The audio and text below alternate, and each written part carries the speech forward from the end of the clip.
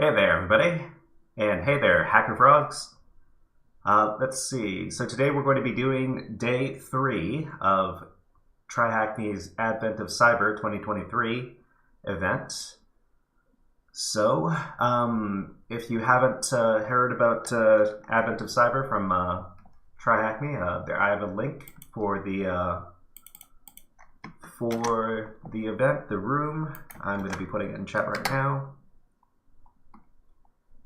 And it's basically a series of cybersecurity challenges which people can participate in day after day until Christmas. So it's going to be running from December 1st until December 24th. We've talked about the structure of the challenges on previous days, so let's just jump into today's challenge. And today's challenge is task 9, brute forcing. Hydra's coming to town. So let's make this text a little more legible for people on the internet. So today we're going to be doing some password attacks. But before that, we should be starting our room virtual machine by clicking on the Start Machine button located right over here. Right over here. So we're going to click on that. And we're also going to be starting up our TryHackMe attack box machine, which is a virtual machine that we can use to complete educational exercises. We can do that at the top of the web page. It says show split view. Okay, so I'm going to click show split view. And this is going to connect us to our virtual machine attack box. It's a virtual machine with a bunch of cybersecurity tools already installed in it. But what we're going to do is we're going to click on this button right here, which is going to put the virtual machine in another tab.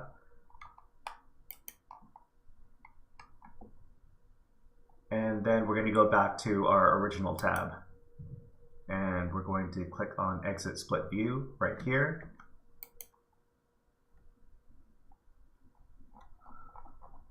And we're going to go back while those virtual machines initialize. All right, so what are today's learning objectives? So we're going to be learning about password complexity and the number of possible combinations and passwords. We're going to be talking about how the number of possible combinations affects the feasibility of brute force attacks. And we're going to generate password combinations using the Crunch program. And we're going to be trying out passwords automatically using the Hydra program. So we're going to be performing brute force password attacks using the Hydra program. All right, so we're going to talk about how realistic it is to do brute force password attacks. So we'll answer the following 3 questions. How many different PIN codes do we have? How many different passwords can we generate? And how long does it take to find the password by brute force? Okay, so many systems rely on PIN codes or passwords to authenticate users. Authenticate means proving a user's identity. Such systems can be an easy target for all sorts of attacks unless proper measures are taken. Today, we discuss brute force attacks, where an adversary tries all possible combinations of a given password. How many passwords does the attacker have to try, and how long will it take? Consider a scenario where we need to select a PIN code of 4 digits. How many 4-digit PIN codes are there? The total would be 10,000 different PIN codes. 0001, 0000, 0001, etc., etc., up until 9999. Mathematically speaking, that is 10 times 10 times 10 times 10, or simply 10 to the 4th power different PIN codes that can be made of 4 digits. All right, so counting the passwords. Let's consider an imaginary scenario where the password is exactly 4 characters, and each character can be a digit. We have digits from 0 to 9. In uppercase English letter, we have 26 letters, A to Z, and a lowercase English letter. And we have also characters from A to Z. Therefore, each character can be one of 62 different choices. Consequently, if a password is 4 characters, we can make 62 times 62 times 62 times 62 equals 62 to the 4th power, or 14,776,336 different passwords. To make a password even more complex, we can use symbols, adding more than 30 characters to our set of choices. So in the following list below here, we see that if we have uppercase, lowercase, and numeric characters allowed in the password, and the password length is 4 characters long, we have 4,700,000. If it's 6 characters, then it bumps up to 56 billion, and it just goes up from there depending on the length of the password. But how long does it take to brute force the password? 14 million is a huge number, but we can use a computer system to try out all of the possible password combinations. That is, to brute force the password.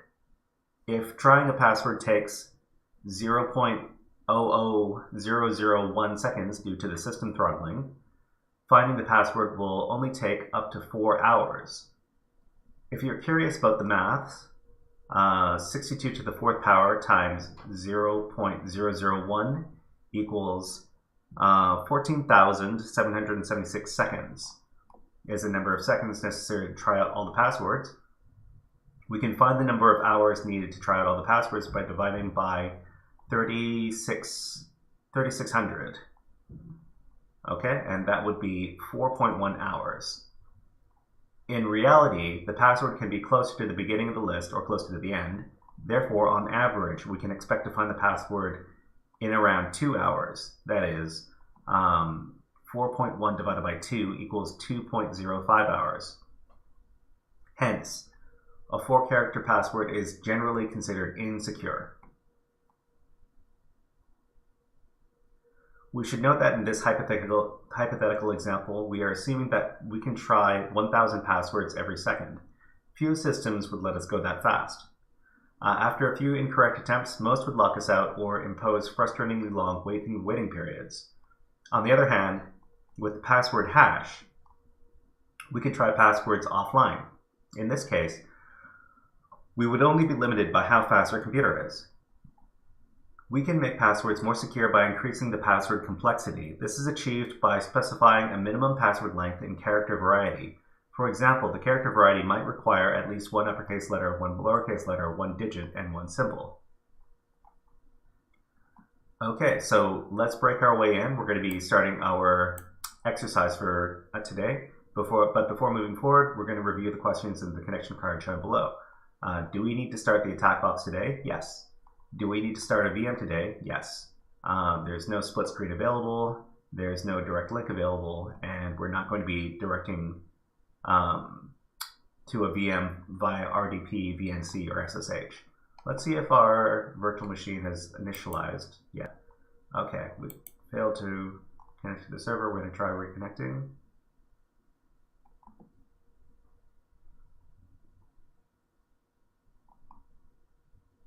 So what I'm going to do is I'm going to close out this tab and try to reset that, that attack box connection. We're going to go up to the top again. We're going to show the split view. And we're going to terminate the machine. And then we're going to click on Start Attack Box one more time.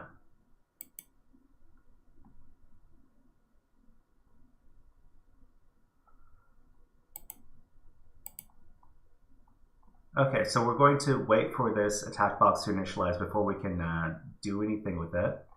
But while we're waiting, we're going to look over some objectives for the room. So we're going to do what the text here suggests. We're going to click on the Start Machine button at the top of right of the task, as well as on the Start Attack Box button at the top right of the page. So we can find the Start Machine button at the top of this task right here. And I do believe we've already started it because we have our IP address right here. So this is already active for us, but we need to wait for the attack box.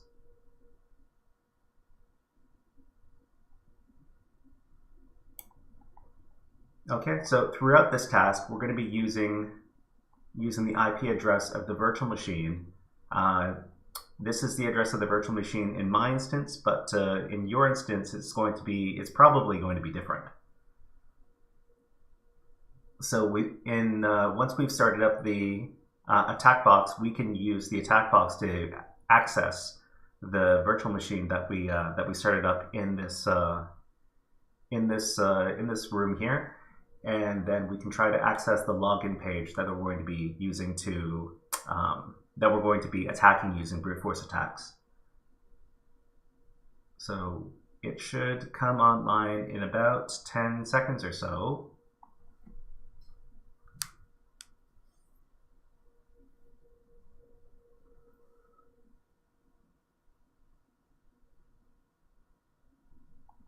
Okay, so the attack box is a virtual machine. I'm going to put it on its own web browser tab by clicking on this button, View in Full Screen, which is located right over here at the corner of the pane and the lower left corner. So click on View in Full Screen. And now we can use the virtual machine in a full page view, a full pane view rather. Okay, and we're going to start up our Firefox browser inside of the virtual machine, and then we're going to go back to our original TryHackMe page, and we're going to visit this URL that's included in the task, which includes the IP address of the virtual machine. Control-C to copy it. Over here, we don't need this anymore, so we can close the split view by clicking on this button right here, Exit Split View.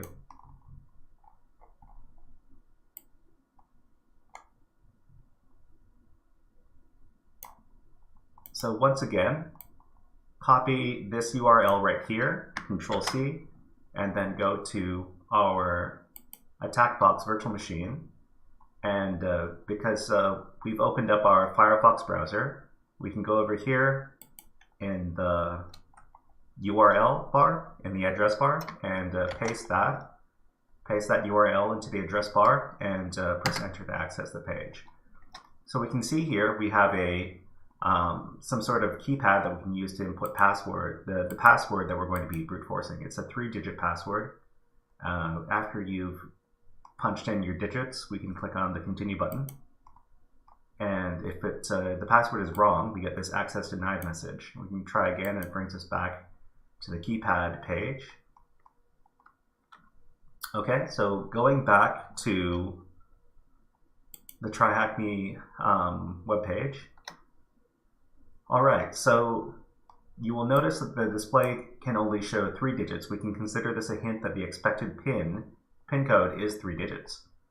All right, generating a password list. The numeric keypad shows 16 characters, 0 to 9 and A to F.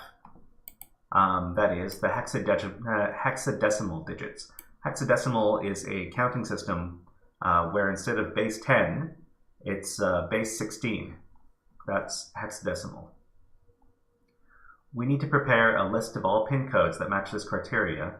We will use Crunch, a tool that generates a list of all possible password combinations based on the given criteria. We need to issue the following command. So this is a command that we can give in the terminal of our attack box. All right, so what we can do is we can copy that with Control-C, and then we can go to the attack box. We're going to minimize our web browser inside of the attack box, and we're going to open up a terminal. So to open up a terminal in the attack box, you can use this shortcut right here, located at the right side of the attack box desktop, or you can use this shortcut button right here.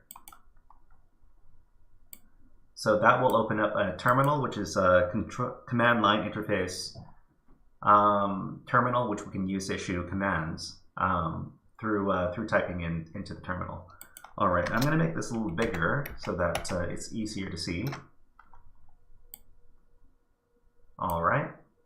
So inside of the terminal, to paste something in, like the command that we just copied, we have to use Control-Shift-V as our shortcut. So it's Control-Shift-V. So what is this doing? So crunch is the name of the program. This 3 over here indicates that the minimum length, the minimum or maximum length of the password is 3 characters, and it is also, so the minimum and maximum length of the password that we're going to of the list that we're going to generate is going to be 3 characters long, and it's going to contain this character set right here, all of the numbers from 0 to 9, plus the letters A to F, and we're going to -O output the file to a file called 3digits.txt. So after this program has finished, it'll create a character list, and it'll output the results to a file called 3digits.txt. It'll create this file. So let's run this command right now.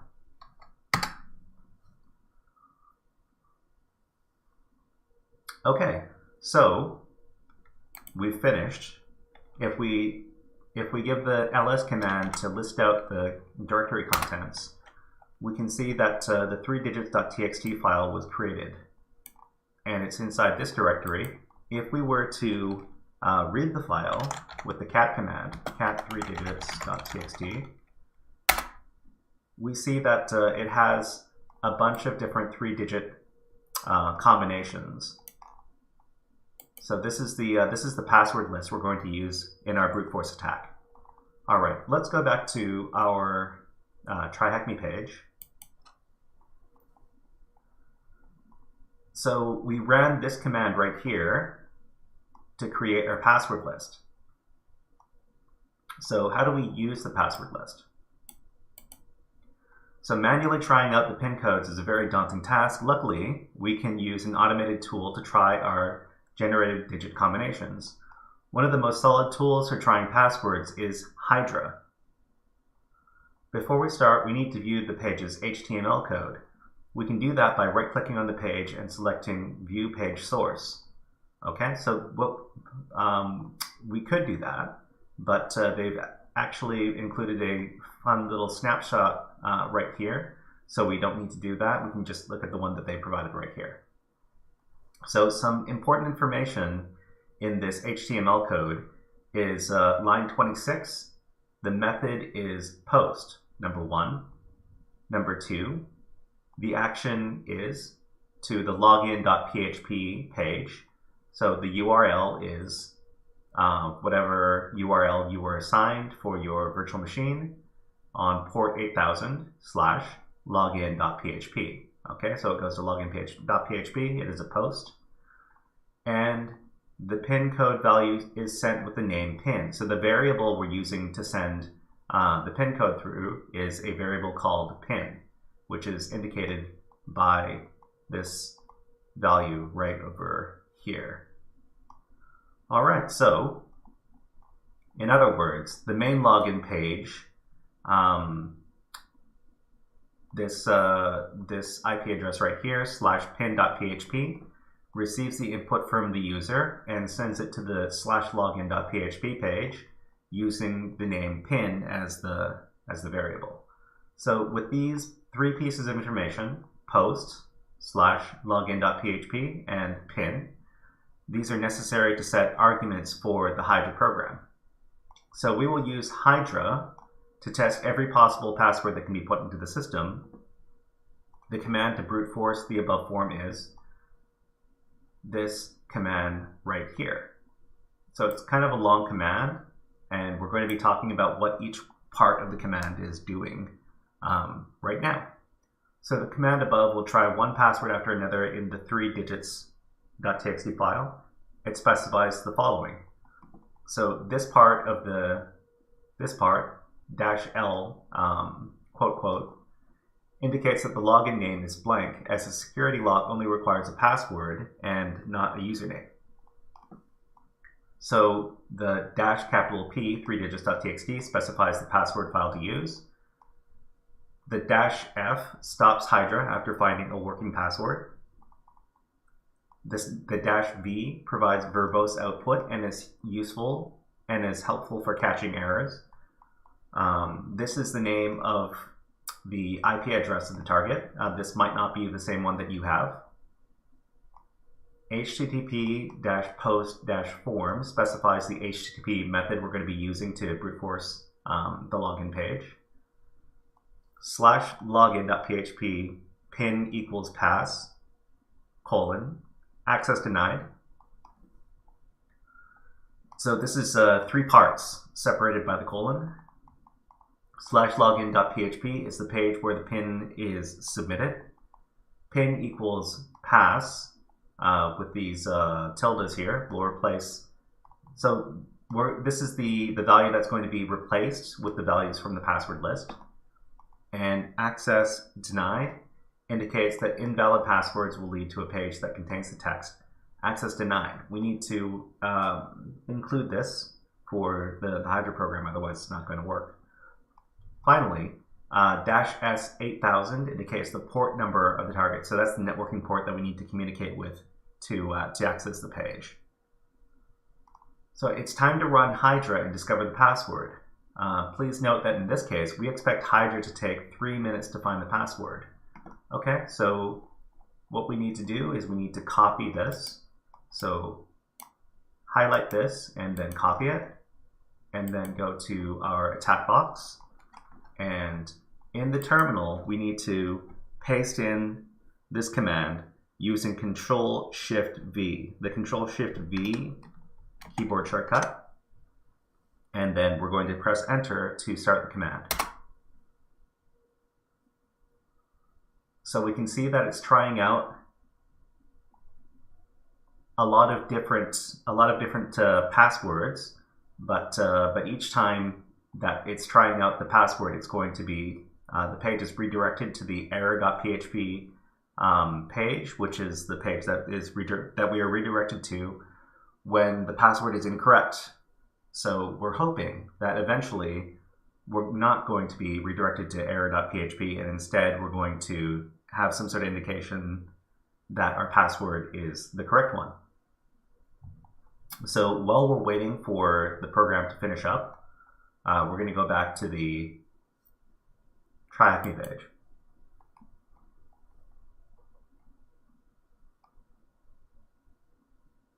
So we see from the screenshot over here that when the Hydra program finds a proper match, it's going to give us this message right here. So password is this, and then it's going to say 1 out of 1 target successfully completed, 1 valid password found. Okay, so that should happen within 3 minutes or so, and that's what we were informed. So the command shows that Hydra has successfully found a working password on the attack box. Running the above command should finish within 3 minutes. Okay, so let's go back to the attack box and see how it's going. It looks like it's still working. No, wait, it looks like we got the password and we are in. Well, we're not in yet, but we have the password right here. So the password apparently is this value right here. We can remember that, 6F5, and then we can go back to our web page right over here, and we can close this out, and we can input the password 6F5, and we can click on continue, and we are in. All right, so I just want to say I'm not sure whether or not the password is always going to be 6F5. It might be different depending on it might be randomized each time that the room is created. So what I'm saying is it's not always going to be 6F5. It might be something else. You're going to have to run the Hydra command and find out what the password is. Okay, so we're in. If we go back to the page and we go down, the question of the day is, using Crunch and Hydra, find the PIN code to access the control system and unlock the door. What is the flag? If we go back to our attack box, you can see that one of the options on this login page after we've logged in is unlock door. So we're going to click on unlock door, and we get the flag for today's exercise, which is this right here. We can highlight it. We can Control-C to copy it, and then we can go back to the page here and we can paste it in, and then we can submit. All right, so that means we've finished the exercise for today. Today we learned about password brute forcing attacks. We used a brute forcing program, which is Hydra, and we successfully brute force attacked a login page, and we managed to log in using the credentials that we found. All right, so if anybody wants to continue learning about the Hydra program and password brute force attacks, there's another room inside of TryHackMe, which is called Hydra. And it's an entire room dedicated to learning more about Hydra and how to brute force and obtain website credentials using it. I'll drop the URL for that room in the chat. Okay, so now that we've finished our exercise, we can exit out of the browser over here with the X right here, and we can go up to the web page, up to the top, and we can show split view, and we can click on the terminate machine button right here. Okay, and then we go back down to the page, and it says, if you've enjoyed this room, please check out the password attacks room. So that's another room on TryHackMe that talks about password attacks. We can click on completed right there. And all right, so this task is done for the day, and that is the end of today's exercise. Thank you very much for watching this live stream on completing the Advent of Cyber event live on TryHackMe.com.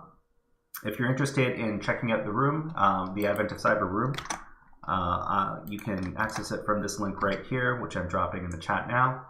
But we'll be back tomorrow, where we're going to be solving day 4 of the Advent of Cyber event.